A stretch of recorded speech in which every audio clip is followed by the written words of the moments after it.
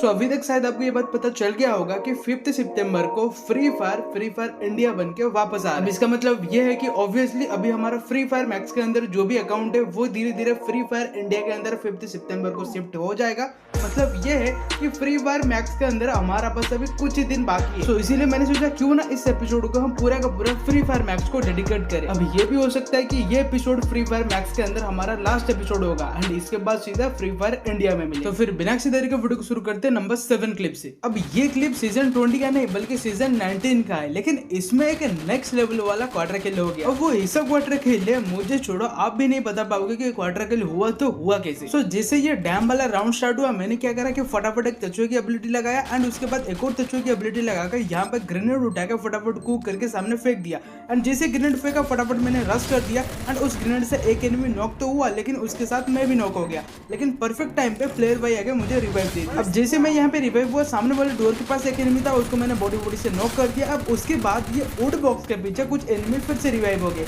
अब यहाँ पे मैं एकदम अंधाधुन उनके ऊपर फायर करता रहा और जैसे मैंने देखा कि सारे नॉक हुए, अब मैं उनको क्लियर करने गया लेकिन मैंने देखा कि मेरा क्वार्टर हो गया। अब इसके बाद मुझे तो कुछ पता नहीं चला, बाकी आप सोचो कि यहाँ पे क्वार्टर किल कैसे हुआ। खैर अभी बढ़ते नंबर 6 क्लिप की तरफ एंड इस क्लिप पे आप ये देखने वाले हो कि मार्श इलेक्ट्रिक पे मैं कैसे परफेक्ट रोटेशन लेके एनिमी को सरप्राइज अटैक दिया। सो जैसे ये मार्श इलेक्ट्रिक वाला राउंड स्टार्ट हुआ, मैं फटाफट आके ये वाली पोजीशन पे एनिमी को स्पॉट करने की कोशिश करा एंड उतने में ही मैंने देखा कि सामने ही वेयर हाउस के बगल पे एक एनिमी रोटेशन लेके दूसरी तरफ चला गया। अब ये परफेक्ट टाइम था एनिमी के ऊपर रोटेशन रश करने के लिए, तो मैंने फटाफट ये वेयर हाउस के बगल पे रोटेशन लिया, लेकिन मुझे डर लग रहा था कि कहीं ये वेयर हाउस के अंदर मुझे कोई एनिमी ना मिल जाए। अब वैसा ही हुआ, यहाँ पे एक एनिमी तो था लेकिन वो मुझे स्पॉट नहीं करा, जिसके वजह से मैंने उसको पीछे से ही सरप्राइज अटैक दे दिया एंड देखते ही देखते वो नॉक हो गया। अब इसको नॉक करने के बाद मैंने सोचा एनिमी के ऊपर रश कर देते हैं। फिर मैंने डिसीजन लिया कि क्यों ना एक और रोटेशन लिया जाए, तो मैंने जोन से डैमेज करके एक और रोटेशन लिया एंड एकदम एनिमी के पीछे आ गया एंड यहाँ पे आखिर के 2 एनिमी बचे हुए थे, उनको मैंने बॉडी में हेडशॉट मार के इजीली फिनिश कर दिया।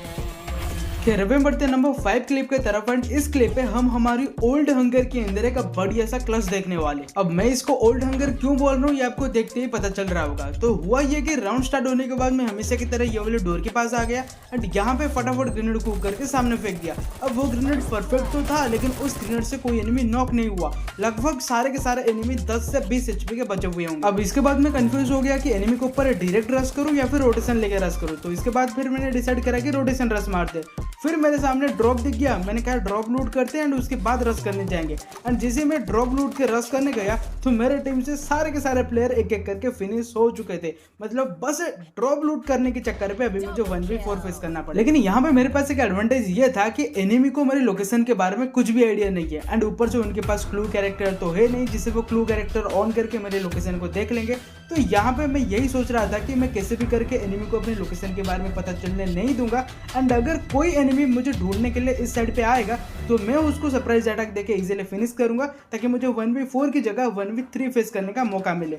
अब मैं इतना सोच ही रहा था कि मैंने देखा कि पीछे से जोन भी आ गया है। अब इसके वजह से मुझे अभी आगे जाना ही पड़ेगा एंड जैसे मैं ये वुड बॉक्स के पीछे आया, यहाँ पे मुझे सामने एनिमी मिल गया एंड मैंने फायर करके अपना लोकेशन भी रिवील कर दिया। अब यहाँ पे मेरा लोकेशन रिवील हो चुका है एंड स्किल भी ब्लॉक हो चुका है। मतलब अभी मुझे जो भी करना है बस गन से ही करना है। तो उतने में एक और एनिमी आया एंड इसको मैंने नॉक करके फिनिश कर दिया। अब इसके बाद बस 3 एनिमी बचे हुए हैं जिनमें से 2 भी यहाँ पे रश करेंगे एंड इन दोनों को मैंने इजीली टेक डाउन कर लिया। लेकिन इसके बाद मैंने गलती ये किया कि यहाँ पे मैंने सुपर मेट यूज ही नहीं करा एंड जिसके वजह से काफी लेट हो गया। अब जैसे मैं सुपर मेट यूज करने गया तो एनिमी मेरे पे रश कर दिया एंड देखते देखते इजीली फिनिश कर दिया। अगर मैं परफेक्ट टाइम पे सुपर मेडिकेट यूज कर लेता तो इसको भी टेक डाउन कर लेता। खैर वो क्लिप पे तो क्वार्टर किल नहीं कर पाए, लेकिन हम इस नंबर 4 वाले क्लिप पे एक परफेक्ट क्वार्टर किल करेंगे। अब ये जो गेम प्ले ये सीजन 19 का कोई एक रैंडम से गेम की फर्स्ट राउंड था जो कि क्लॉक टावर पे बना था एंड क्लॉक टावर पे हमेशा मैं एक ट्रिक अप्लाई करता हूँ कि राउंड स्टार्ट होते ही 3 तजुए की एबिलिटी यूज कर लो एंड आप एनिमी से पहले ये घर के अंदर पहुंच जाओगे एंड अगर आपका नसीब अच्छा रहा तो ये विंडो से 1-2 नॉक इजीली निकल आते। तो यहाँ पे मैंने उसी ट्रिक को अप्लाई करते हुए एक एनिमी को डैमेज दे दिया एंड वो मेरे टीममेट ने इसको नॉक कर दिया। अब इसके बाद मैं इसको क्लियर करने जा ही रहा था कि एक और एनिमी मेरे बगल में आ जाता है। अब उस एनिमी मेरे से फाइट करने की वजह अपने टीममेट को रिवाइव दे देता है एंड जैसे ये एनिमी रिवाइव होकर निकला मैंने इसको भी नॉक कर दिया। मतलब देखते ही देखते मुझे फोकट में यहाँ पे 2 किल मिल गए। अब इन दोनों को फिनिश करने करने के बाद जो बाकी के 2 एनिमी थे वो मेरे पीछे हाथ धो के पड़ गए, लेकिन मैंने कैसे भी करके इन दोनों एनिमी को कंफ्यूज करके ये वाले घर के ऊपर आ गया, लेकिन वो लोग मुझे छोड़ के प्लेयर भाई के पीछे लग गए एंड देखते देखते प्लेयर भाई भी नॉक हो गए। एंड उतना में मैं अपना मेडिविट मार के एचपी रिकवर कर लिया और उतने में एक और एनिमी कटाना लेके मेरे मुंह पे कूद गया। अब ये एनिमी पता नहीं कितनी बार कटाना से मुझे मारने का ट्राई करा, लेकिन एक भी कटाना का डैमेज ढंग से कनेक्ट ही नहीं हुआ। इसकी वजह से मैं यहाँ पे बच गया एंड उनको फिर से मैंने कंफ्यूज करके ये वाले घर के ऊपर आ गया ताकि वो लोग मुझे नीचे ढूंढते रहे एंड मैं ऊपर आके आराम से मेड यूज कर सकूं। तो इस ट्रिक काफी अच्छे से काम कर गया। मैं यहाँ पे फटाफट आके मेडिवेट यूज कर लिया और इसके बाद एनिमी को स्पॉट करने की कोशिश किया, लेकिन कोई भी एनिमी ढंग से मुझे स्पॉट ही नहीं हुआ। इसकी वजह से मैं यहीं पे ही वेट करता रहा एंड थोड़ी टाइम के बाद वही कटाना वाला एनिमी फिर से आ गया मेरे पे रश करने, लेकिन मैंने इसको थोड़ा बहुत डैमेज दे दिया और वो ग्लूअर लगा के मेरे पे रश करने का ट्राई करा, लेकिन उतने में मैं विंडो से नीचे आ गया एंड उसके बाद मैंने सोचा क्यों ना थोड़ा बहुत लूट किया जाए क्योंकि मेरा एचपी भी फुल नहीं था। अब इसके बाद मैंने फटाफट एक परफेक्ट लोकेशन देके अपना एचपी रिकवर करना चालू कर दिया एंड जैसे ही मेरा एचपी रिकवर हुआ वो लोग भी बिल्डिंग के ऊपर से नीचे आना स्टार्ट कर दिए थे और उसी के साथ जोन भी मूव करना चालू हो गया था। इसलिए मैं कंफ्यूज में था कि इनके साथ फाइट करूं या फिर जोन कवर करूं। फिर उसके बाद मैंने डिसाइड करा कि सबसे पहले जोन कवर कर लेते हैं एंड उसके बाद फाइट करेंगे। अब जैसे मैं जोन कवर करा फिर से वो कटाना वाला एनिमी मेरे पे रश करा, लेकिन इसको मैंने फाइनली नॉक कर दिया। अब इसके बाद बस आखिरी का एक ही एनिमी बचा हुआ था, लेकिन पता नहीं क्यों वो सबसे पहले जोन कवर कर लिया था। अब जैसे मैंने इसको स्पॉट करने की कोशिश करा वो अचानक मेरे पे सरप्राइज अटैक दिया एंड मेरे को काफी डैमेज दे दिया, लेकिन मैंने परफेक्ट टाइम पे ये परफेक्ट कवर का यूज करते हुए उसको इजीली फिनिश कर लिया एंड देखते देखते क्वार्टर हो गया। फिर अभी बढ़ते नंबर 3 क्लिप की तरफ एंड ये क्लिप इसी सीजन का है, मतलब सीजन 20 का है एंड यहाँ पे आप अभी एक परफेक्ट बॉडी शॉट वाला क्वार्टर किल देखने वाले। अब ये राउंड बना था कतुरिस पे एंड यहाँ पे राउंड स्टार्ट होते ही ऋतिक एनिमी के ऊपर रश करना चालू कर दिया था एंड उसके ऊपर भी 1-2 एनिमी रश कर दिए थे, तो मैंने सोचा क्यों ना दक्षुआ को यूज करके उस एनिमी के ऊपर रश किया जाए। अब इस एनिमी को मैंने थोड़ा बहुत डैमेज दे दिया एंड उसके बाद वो ओरियन बन गया, लेकिन मैंने परफेक्ट टाइम पे उसके ऊपर कंटिन्यूसली फायर करके इसको बॉडी से नॉक कर दिया। फिर उसके बाद एक और एनिमी मेरे बगल पे आया एंड इसको भी मैंने बॉडी से नॉक कर दिया, लेकिन ऋतिक को बचा नहीं पाया, एनिमी उसको क्लियर कर दिया। अब इसके बाद मैं आसपास नजर रख रहा था कि कहाँ पे एनिमी है, उतने में ही हमारा मन भाई नॉक हो जाते। अब उस एनिमी के ऊपर रश करने से पहले मैं सबसे पहले अपना किल कंफर्म करा एंड उतने में ही मेरे मुंह पे ही एक और एनिमी आ गया एंड इस एनिमी को भी मैंने बॉडी से इजीली नॉक करा एंड फटाफट रिवाइव होने से पहले क्लियर कर दिया। अब इसके बाद मैंने सोचा कि अपनी मन भाई को रिवाइव दे देते, लेकिन लास्ट वाला एनिमी उनको भी क्लियर कर देता है। अब इसके बाद मेरा एचपी कम था एंड उस एनिमी का फुट स्टेप आ रहा था।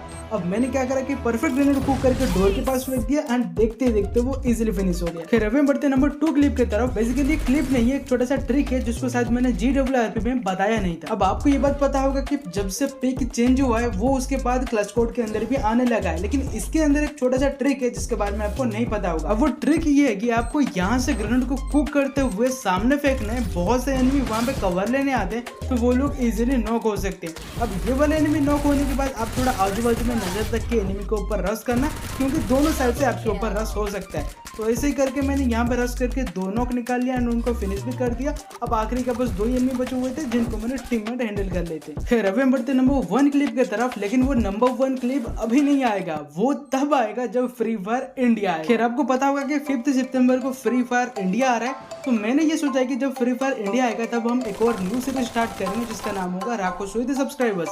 मतलब मैं आप ही लोगों के साथ गेम प्ले करके एक सीरीज बनाऊंगा, लेकिन उसके लिए कंडीशन ये है कि अगर आप रिसेंट वाली कम्युनिटी पोस्ट पे 5K लाइक्स को कंप्लीट करवा देते हो तब जाके मैं सीरीज स्टार्ट करूंगा। तो अगर आप अभी तक लाइक नहीं कराए तो फटाफट जाके वो रिसेंट वाली कम्युनिटी पोस्ट को लाइक कर देना एंड हम लोग वीडियो को यहीं पे एंड करते हैं। और हाँ, एक और चीज भूलना मत कि कल है सैटरडे एंड सैटरडे को हमारा न्यू गेम प्ले वाला सीरीज आता है एंड कल वाले जो नया गेम है वो काफी नेक्स्ट लेवल है, आपको बहुत मजा आएगा, तो देखना बिल्कुल भी मत भूलना।